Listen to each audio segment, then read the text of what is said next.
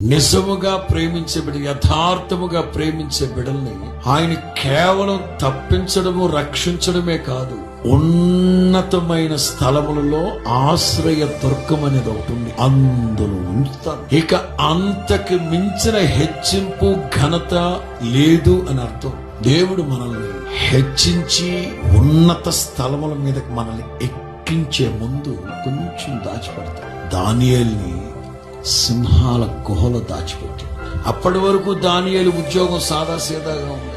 ఆ రాత్రి సింహాల గుహలో దాచిపెట్టబడ్డా. ఉదయానికి ఆ రాజు అంటాడు, దానియేలు ఆరాధించే దేవుడు తప్ప వేరొక దేవుడి ప్రపంచంలో లేడు అని ఒక్కసారిగా తీసుకెళ్ళిపోయాడు.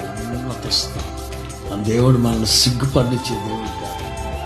ఎక్కడ తలదించామో తలెత్తేవాడు ఆయన. స్తోత్రం చెప్పు గట్టిగా.